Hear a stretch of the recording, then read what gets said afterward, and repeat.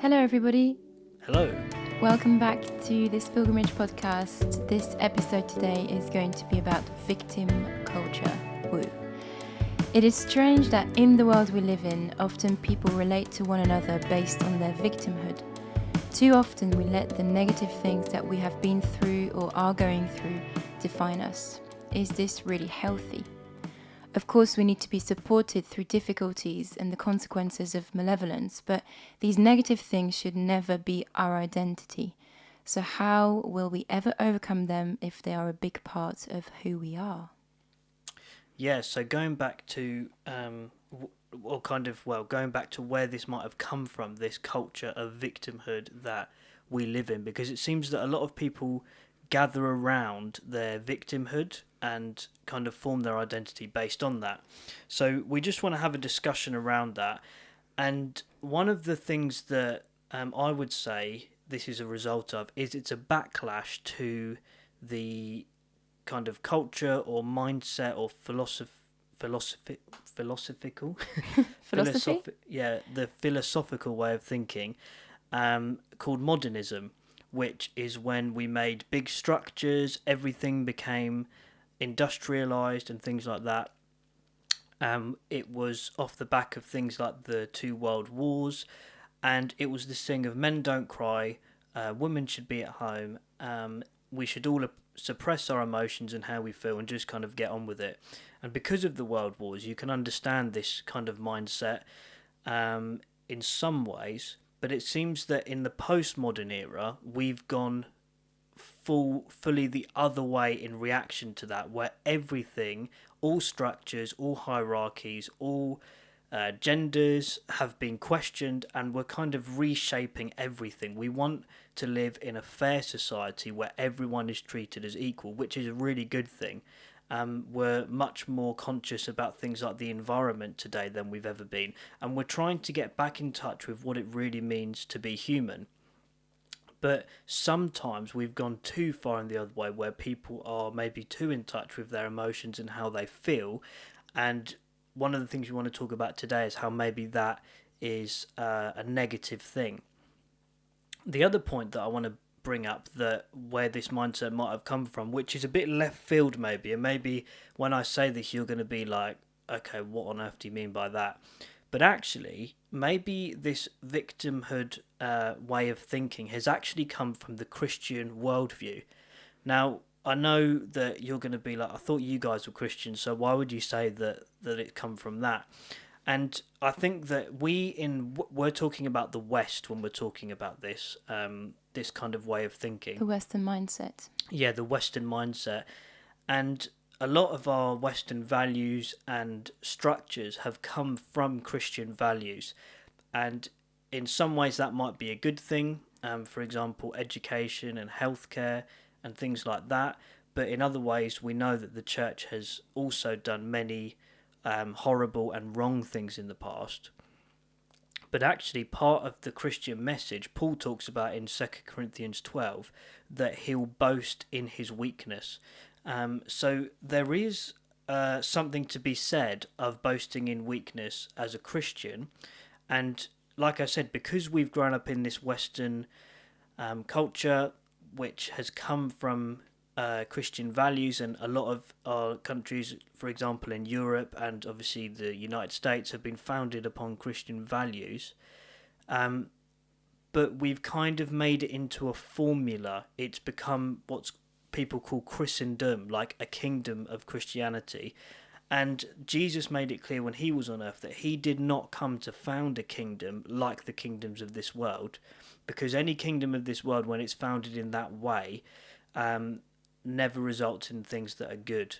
And ends up crumbling.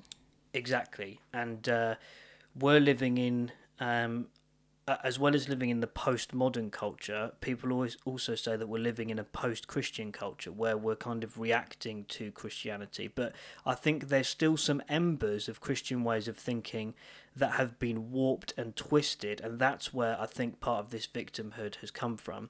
Because when Paul talks about that, boasting in his weakness in 2 Corinthians 12, the idea is that when we are weak, it allows something that is greater than ourselves to make us strong. And so that's some of the things that we want to talk about today.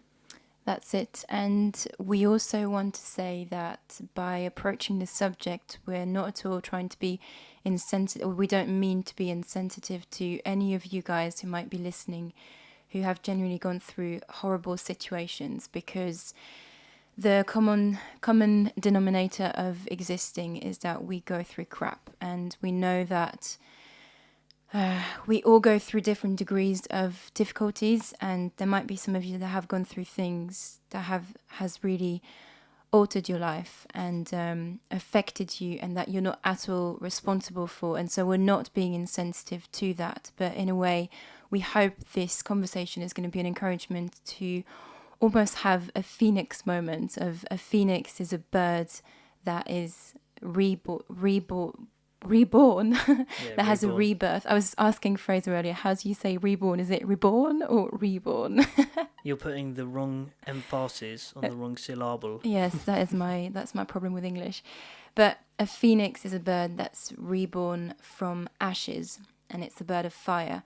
And we hope this is an encouragement to you to say that whatever you've gone through, we're not ignoring that, and we're not saying you can do it. Yeah.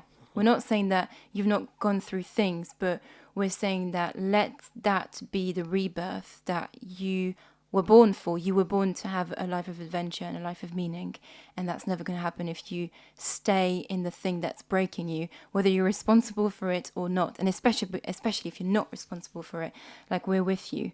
And sometimes in life we need to be comforted, but sometimes we also need to move on from the things that have really affected and hurt us. And to realize that we are in control of our emotions. We're not in control of what happens to us often, but we're in control of how we respond. And for people, that have gone through really traumatic things, there's always a time of grief and a time of, it's a process. Sometimes it takes a lifetime, but it doesn't mean that in the process of being reborn, you can't take control of your emotions.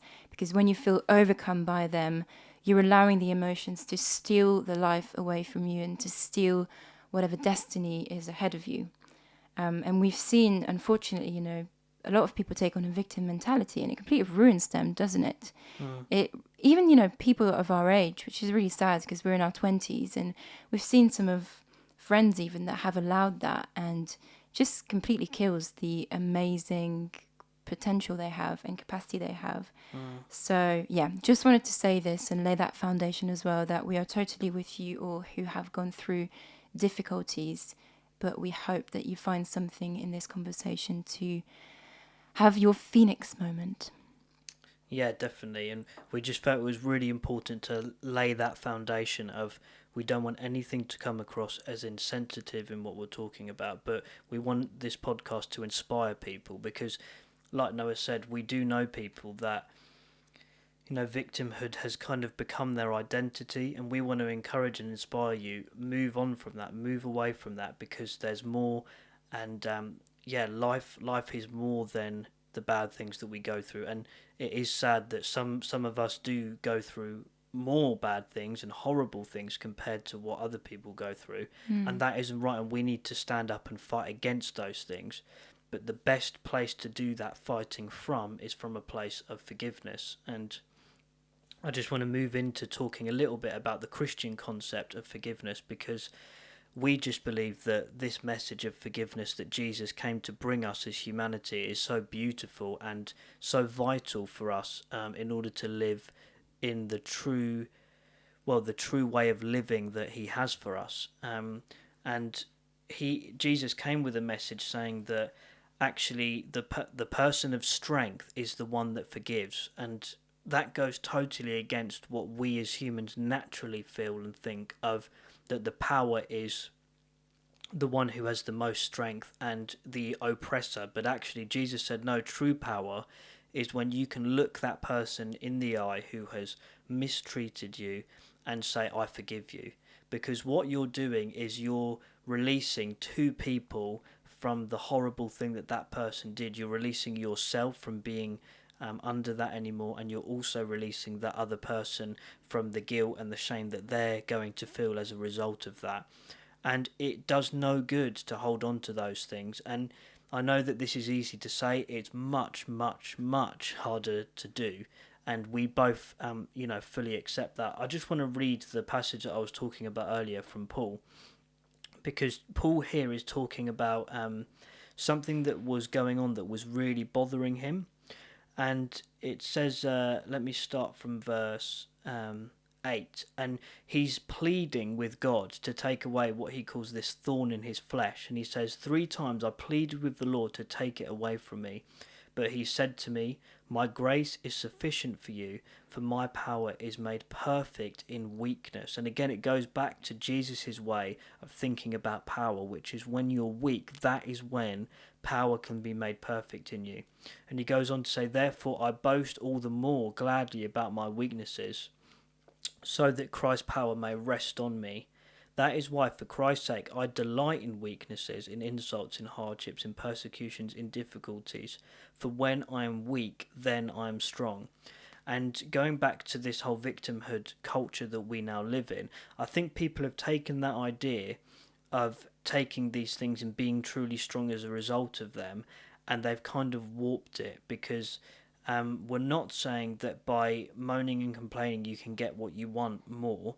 What we're saying is that as we recognise our need for something greater than ourselves, that is then an opportunity to find true strength. Yes. And one of the big lies of victim culture is that it makes you feel like you have meaning and that it defines your life, but all it does is just to send you to sleep and to put you on the cozy sofa of sadness.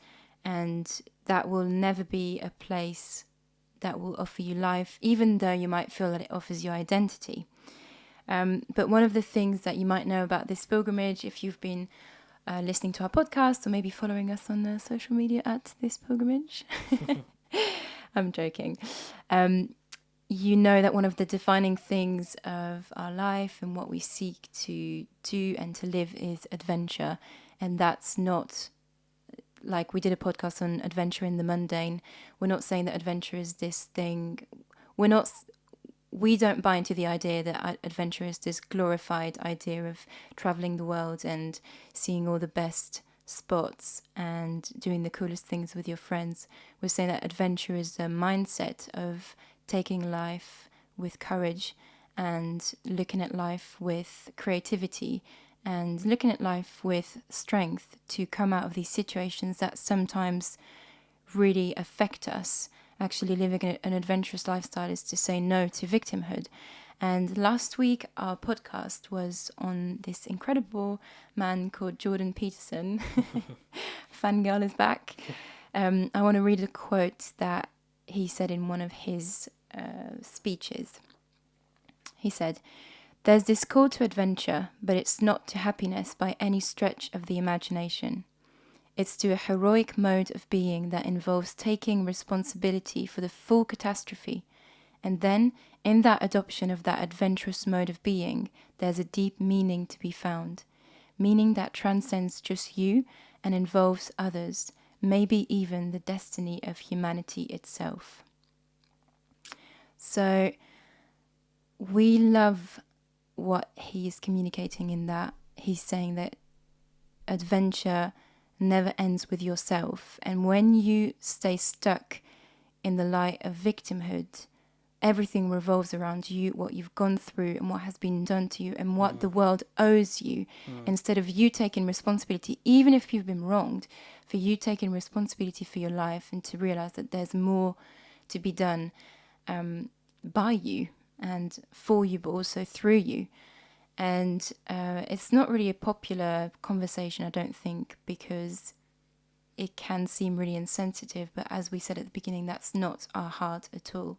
But one of the other things that Jordan Peterson says about, especially our generation, young people in this age, is that we're used to hearing the kind of speech of "you're okay as you are." And he says that that's one of the most unhelpful things that you can say to young people, because we're not okay as we are. That's a big lie. As humanity, we go through difficult things, so we're not okay as we are because these things transform us. But to actually say to someone, "I'm gonna be honest with you and say you're not okay as you are, because there's so much greater things for you to accomplish and there's so much goodness waiting ahead of you. If you think about it, this is a much more loving message to say to someone, though it might hurt at the time, than to comfortably pat them on the back and say you're okay as you are. Yeah. Did you want to say anything off the back of that? No, I mean, we were going to chat about social media a little bit and how that kind of comes into this mindset. Do you want to talk a little bit about that, since you work in that context a lot? Yeah, sure. So, yes, let's flip the coin on another side and talk about why we think social media, we've just kind of made this little observation that we think social media really plays a part in this glorification of the victim culture in our society.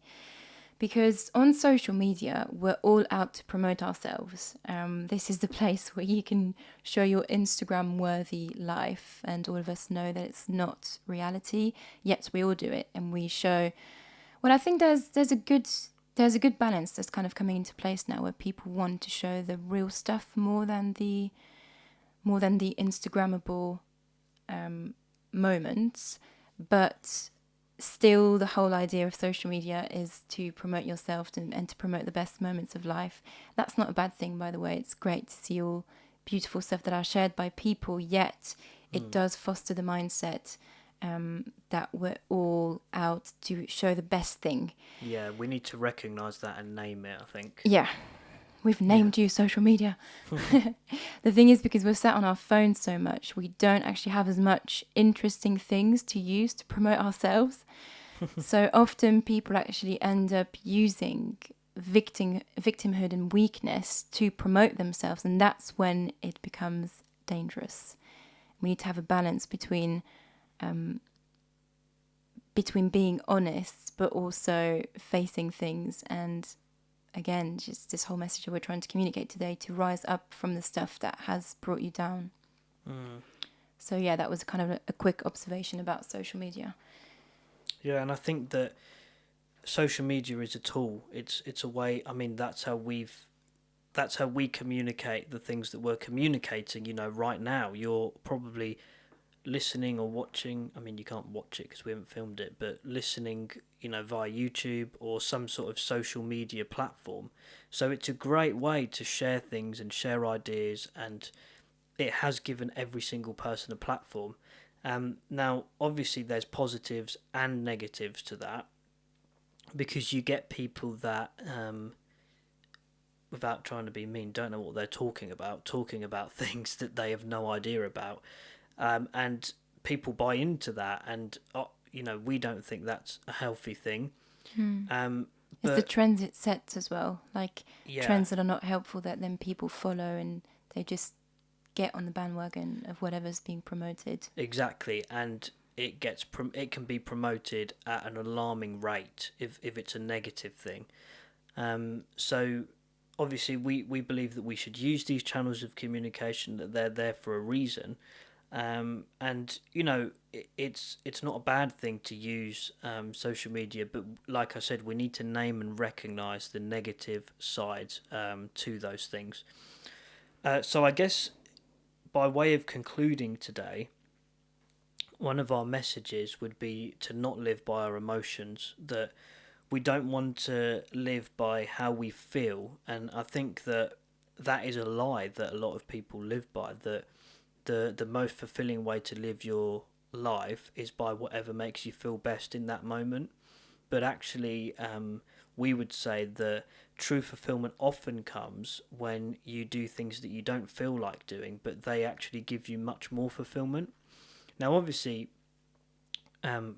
we believe that we should all be happy and we should aim for happiness, and of course, but we also have to recognise that in this life there are things that go wrong, not just on a personal level, but on a kind of more global level, and we need to recognise and face those things. And on more of a personal level, we shouldn't be so cozy and used to the identity that we've created around our victimhood that is really destructive to us, that we're not willing to take up that opportunity to have an adventure that, like Jordan Peterson said, might not always be easy, but is actually what true living really looks like.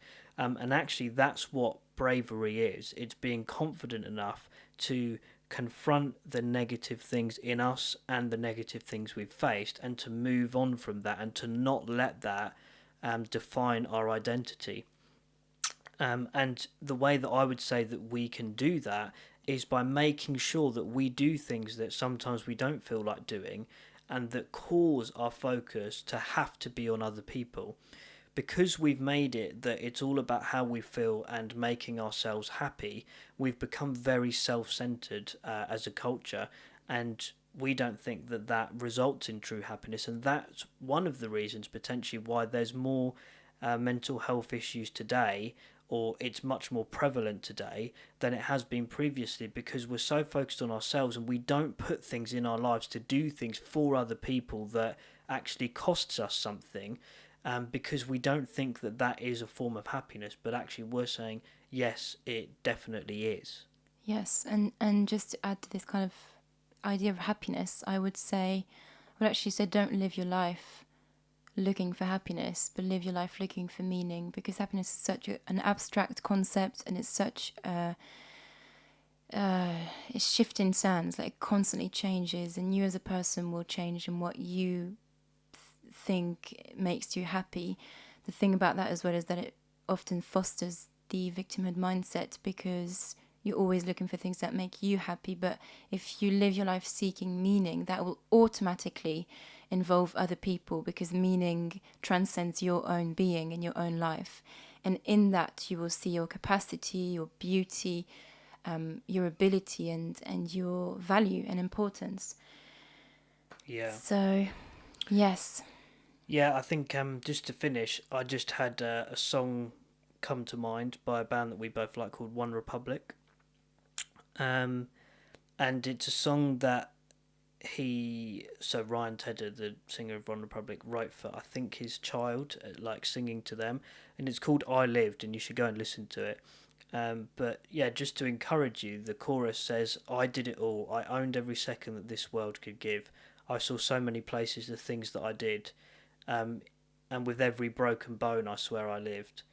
And I think that it's important to like own every second that you've been given on this planet, and don't spend it worrying or fretting or building a persona around the negative things in your life. Be brave enough to face those things, and with every broken bone and with everything that has been done to hurt you, make sure that you live your life so that you can look back and say, I truly lived, and not just for myself, but I truly lived to make a difference while I was here on this earth.